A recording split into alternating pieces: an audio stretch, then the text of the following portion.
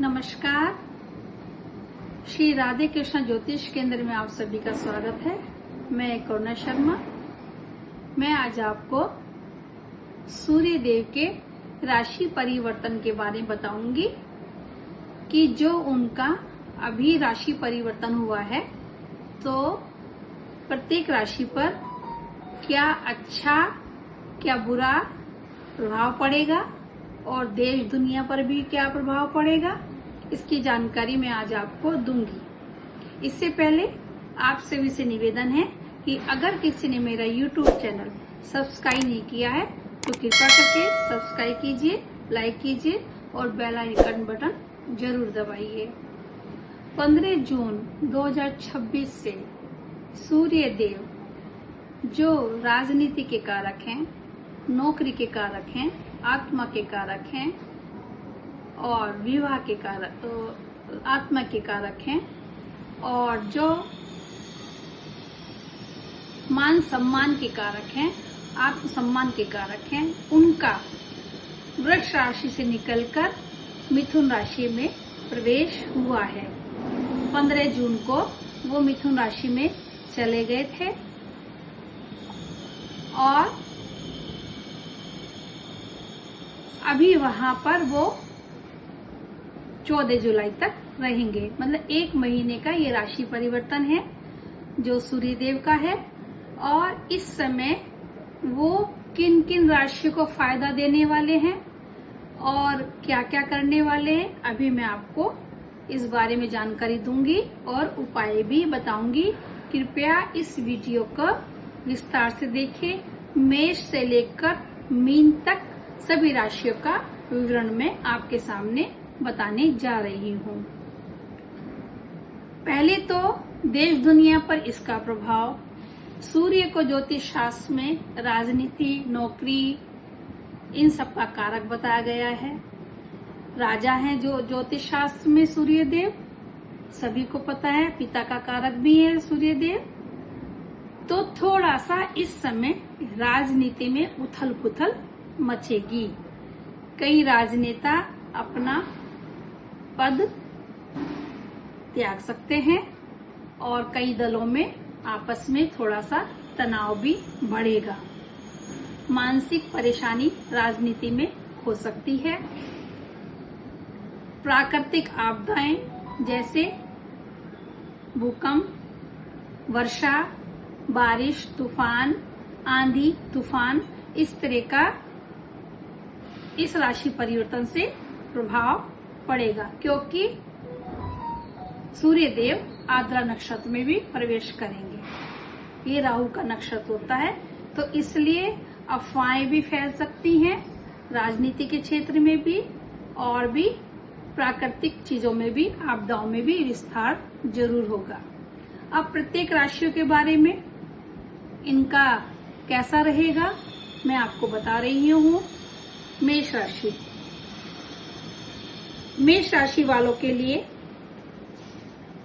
सूर्य देव का तीसरे घर से गोचर होगा और वहां पर इस समय बुध भी विराजमान है, तो बुधादित्य योग बनेगा।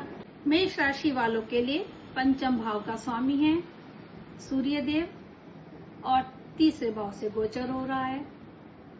ऐसे में मेष राशि वालों के लिए जो अपनी पढ़ाई में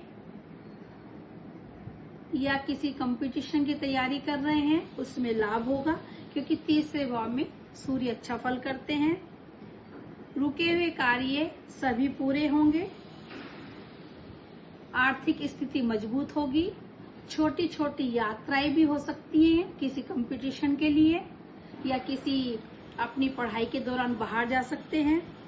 संपत्ति, वाहन, गाड़ी, बंगला इस समय इस योग बन रहा है, तो अगर वो लेना चाहते हैं तो खरीदारी कर सकते हैं। थोड़ा सा स्वास्थ्य के लिए सावधानी बरतें और उपाय के तौर पर सूर्य को जल जरूर दें। वृष राशि। वृष राशि वालों के लिए सूर्य देव का गोचर दूसरे भाव से हो रहा है। दूसरा भाव भावना का है। जब अपनी वाणी पर कंट्रोल रखें। परिवार में तनाव बढ़ सकता है क्योंकि सूर्य देव एक अलगाववादी प्लानेट है, तो इस समय अपने परिवार में कोई भी तनाव न बढ़ने दे, प्यार मोहब्बत से रहें। कलह होने की संभावना परिवार में क्योंकि दिखाई दे रही है। माता के स्वास्थ्य का ध्यान रखें और विशेष रूप से अपनी भी आंखों का ख्याल रखें वृष राशि वाले, और हड्डियों में कोई परेशानी ना हो, दर्द ना हो, सिर दर्द, बीपी, इन सब चीजों का ध्यान उनको इस समय रखना चाहिए 1 महीने, और अपने स्वास्थ्य के प्रति लापरवाही ना बरते। विशेष रूप से बस स्वास्थ्य की प्रॉब्लम इस समय वृष राशि वालों को हो सकती है। मिथुन राशि। मिथुन राशि वालों के लिए लग्न में सूर्य देव का गोचर हो रहा है और वहां उनके बुध भी हैं, तो बुधादित्य योग भी बन रहा है। करियर में बदलाव हो सकता है, बहुत बड़ा बदलाव होगा जो अभी तक उन्होंने वो सोचा नहीं था। थोड़ा स्वास्थ्य का इनको ध्यान रखना पड़ेगा। वैवाहिक जीवन में तनाव बढ़ सकता है, अपने वैवाहिक जीवन का ध्यान रखें, अपयश से बचें और यात्रा में भी सावधानी बरतें। सूर्य को जल दें और सूर्य के मंत्र का जाप करें। ओम आदित्याय नमः, ये वाला मंत्र भी कर सकते हैं, इससे इनको लाभ होगा। कर्क राशि। कर्क राशि वालों के लिए सूर्य देव का गोचर 12वें स्थान से हो रहा है। ये एक बड़ा परिवर्तन है। महत्वपूर्ण काम जो इनके मतलब इन्होंने सोचा था वो थोड़ा रुक सकते हैं। धन का खर्च बढ़ेगा। आंखों का ख्याल रखें, पेट का ख्याल रखें। जो बहुत दिन से कोई योजना बना रहे थे, अभी उस योजना पर विचार ना करें। व्यर्थ की सोच के कारण थोड़ा तनाव बढ़ सकता है। गेहूं और गुड़ का दान कर्क राशि वालों को करना चाहिए। सिंह राशि या सिंह लगन। 11वें भाव से सूर्य देव का गोचर हो रहा है।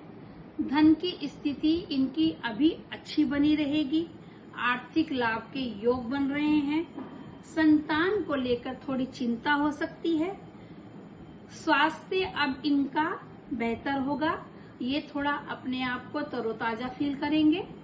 कोई भी इनका जो पेंडिंग काम था इस 1 महीने में ये पूरा कर सकते हैं। जरूर लाभ होगा। तनाव भी इनका इस वक्त दूर होगा क्योंकि ढैया के कारण सिंह राशि वाले, सिंह लगन वाले परेशान हो रहे हैं। धन का इन्वेस्ट करते समय थोड़ा ख्याल रखें। जल्दबाजी में कहीं धन को इन्वेस्ट मत करें, जैसे जल्दबाजी में कोई प्रॉपर्टी लेना, व्यापार में लगाना। अभी थोड़ा 1 महीने रुक कर चलें, इसके बाद कोई और डिसीजन लें। उपाय के तौर पर सूर्य को जल दें। कन्या राशि या कन्या लग्न। 10वें भाव से सूर्य देव का गोचर हो रहा है मिथुन राशि में, और वहां पर इनका बुध भी है। बुधादित्य योग बन रहा है। 10वें भाव में सूर्य का राशि परिवर्तन थोड़ा मिला जुला परिणाम देगा। बहुत बड़ा बदलाव हो सकता है इनको। करियर में सफलता मिलेगी। रुके हुए काम इस समय सब पूरे होने जा रहे हैं। पैसे को लेकर थोड़ा सा चिंता बनी रहेगी। करियर में सभी से इनको लाभ जरूर मिलेगा। परिवार में सुख शांति के योग बन रहे हैं, सुख शांति बनी रहेगी। थोड़ा माँ के स्वास्थ्य का ख्याल रखें। माँ को थोड़ा सा शारीरिक प्रॉब्लम हो सकती है, उनका ध्यान रखें। बाकी सूर्य का 10वें राशि में जो गोचर हो रहा है इनके लिए लाभकारी है, शुभ फल देने वाला है। कन्या राशि वालों के लिए किसी तरह की इस समय इनके कोई समस्या भी होगी तो उसका भी समाधान हो जाएगा। विवाह के योग भी इस समय कन्या राशि वालों के लिए बन रहे हैं। उपाय के तौर पर सूर्य को जल देना चाहिए। सभी राशियों को सूर्य को जल तो इस समय जरूर देना चाहिए। तुला राशि, नवम भाव से सूर्य का गोचर करियर में बदलाव दे रहा है। अगर बहुत दिन से ये कोई चेंज चाह रहे थे तो अभी इनको थोड़ा उस समय रुकना चाहिए। जल्दबाजी में कोई बदलाव नहीं करना चाहिए। नौकरी को लेकर कोई रिस्क ना ले, समस्या हो सकती है, पेट की समस्या भी हो सकती है। खान पान का इनको ध्यान रखना चाहिए। अपनी दिनचर्या का ध्यान रखें, दिनचर्या को सही बनाकर रखें, नहीं तो इनको स्वास्थ्य की बहुत ज्यादा परेशानी हो सकती है। विशेष रूप से पेट की गंभीर समस्या से ये उलझ सकते हैं, इसलिए इनको अपने स्वास्थ्य का ध्यान रखना चाहिए। बाकी सब इनके लिए ठीक है। गेहूं और गुड़ का दान जरूर करें। वृश्चिक राशि, अष्टम भाव से सूर्य का गोचर इनके लिए अच्छा नहीं है।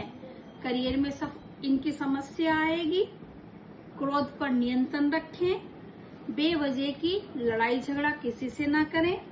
ऑफिस में शांति बनाए रखें। अपने कलीग से अच्छा व्यवहार करें, क्योंकि क्रोध के कारण कुछ भी दिक्कत हो सकती है।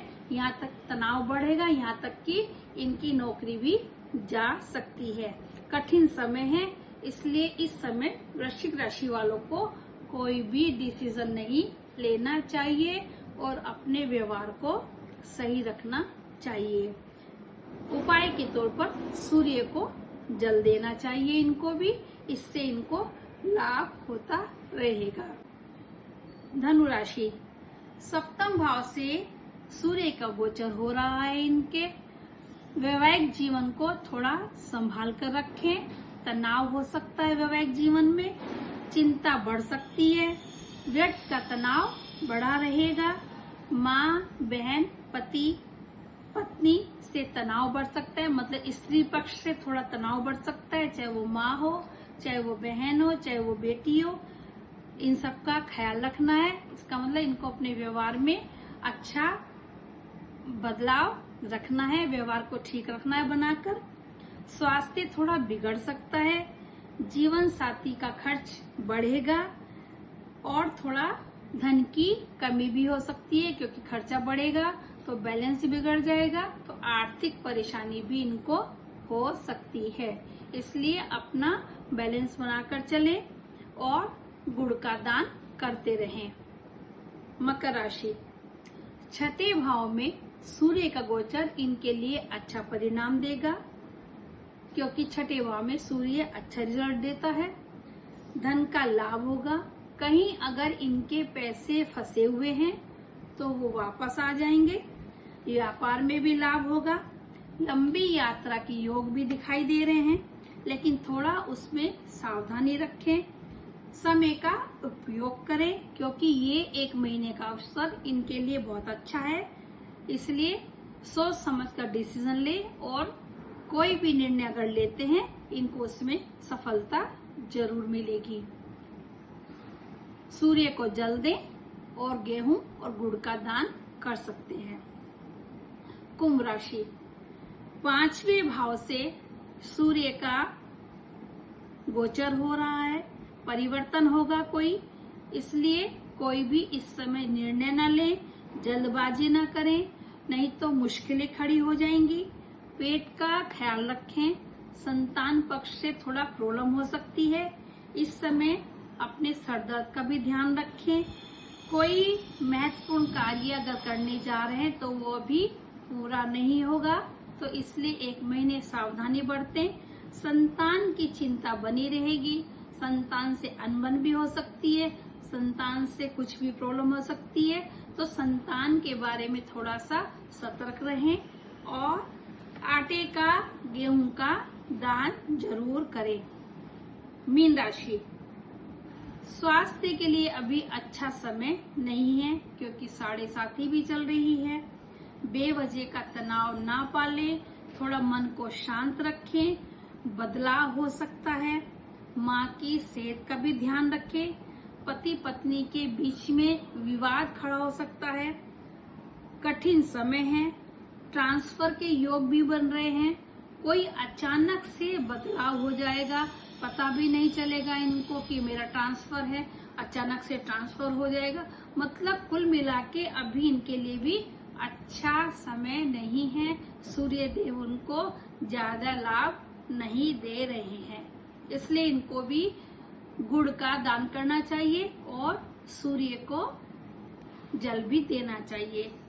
अभी इन सभी राशियों वालों को क्या क्या उपाय करने चाहिए ये भी मैं बताने जा रही हूँ। हृदय आदित्य स्त्रोत का पाठ करना चाहिए सभी राशि वालों को, जिनको अपनी नौकरी में प्रॉब्लम हो रही है या जो लोग राजनीति में हैं या जिनकी अपने पिता से भी अनबन हो रही है। पिता के सुबह उठकर चरण स्पर्श करना चाहिए, उनके आशीर्वाद लेना चाहिए और गाय की सेवा करनी चाहिए। सूर्य देव को जल देना चाहिए। अगर सभी राशि वालों की कुंडली में बाई बर्थ सूर्य देव मिथुन राशि में ही हैं, तो उन सभी को ये परिणाम देखने को अवश्य मिलेगा जो मैंने आपको इन राशियों में बताया है। और अगर किसी की सूर्य की महादशा भी चल रही है, क्योंकि दशा का बहुत प्रभाव पड़ता है, जिस ग्रह की दशा चलती है उसका प्रभाव पड़ता है। तो अगर सूर्य की दशा भी चल रही है या बुध की चल रही है, तो इनको जो मैंने बताया है जिन राशियों को, तो उनको लाभ अवश्य होगा। और जिन राशियों के लिए अच्छी स्थिति नहीं है तो उनके साथ ऐसा होने की संभावना बन रही है।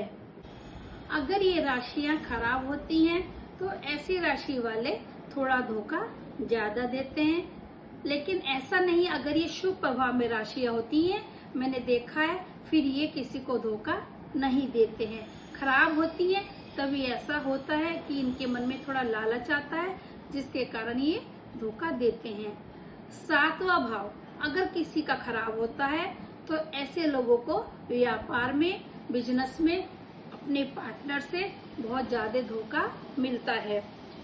अष्टम भाव में अगर पापी ग्रह होते हैं तो भी धोखे के योग बहुत ज्यादा बनते हैं।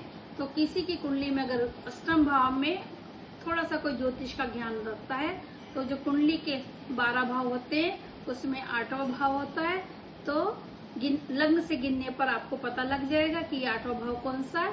अगर उसमें पाप ग्रह होते हैं तो भी धोखे के बहुत योग बनते हैं, धोखा मिलता भी है, धोखा देते भी हैं। राहु का सूर्य चंद्रमा पर प्रभाव होता है तो भी बहुत धोखा मिलता है, व्यापार में भी धोखा मिलता है। तो ऐसे लोगों को सतर्क रहना चाहिए। बुध खराब है तो भी व्यापार में धोखा मिलता है, पार्टनरशिप में धोखा मिलता है। बुध और बुधवार को और मंगलवार को ऐसे लोगों को लेन देन नहीं करना चाहिए जिनका बुध खराब होता है। अगर धोखे के योग बनते हैं तो ऐसे लोगों को, मतलब जिसके बिजनेस में बहुत धोखा मिल रहा है, तो गणेश जी की पूजा हमेशा करते रहना चाहिए, तो उससे उनको व्यापार में धोखा नहीं मिलेगा। अगर किसी को प्रेम में धोखा मिलता है, सबसे ज्यादा तो प्रेम में धोखा मिलता है, उनकी कुंडली में शुक्र, मंगल और सूर्य का संबंध जब होता है और वो खराब होते हैं, तो ऐसे लोगों को प्यार में बहुत धोखा मिलता है। चंद्रमा और गुरु जिन लोगों का खराब होता है, तो ऐसे लोगों को विवाह में धोखा मिलता है। विशेष रूप से कन्याओं का, लड़कियों का गुरु जब खराब होता है तो विवाह में धोखा मिलता है। बताया कुछ और जाता है, होता कुछ और है, बाद में कुछ और निकलता है।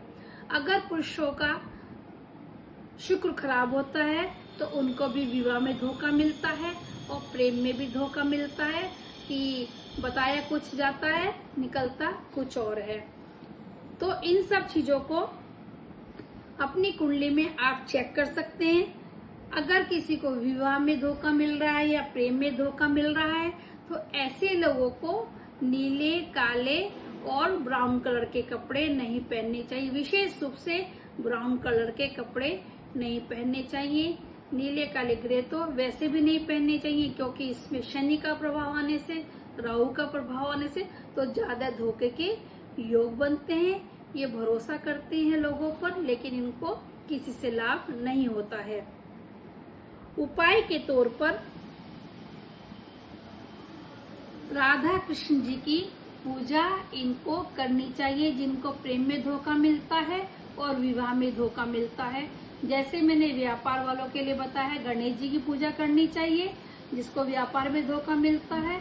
और जिन लोगों को प्रेम में धोखा मिलता है या विवाह में धोखा मिलता है, तो ऐसे लोगों को राधा कृष्ण की पूजा करनी चाहिए और उनको गुलाबी रंग के फूल चढ़ाने चाहिए। हीरा नहीं पहनना चाहिए। चंद्र और शुक्र जब खराब होते हैं तो ऐसे लोगों को दोस्त कम बनाने चाहिए, क्योंकि दोस्ती में ऐसे लोग बहुत जल्दी फंसते हैं।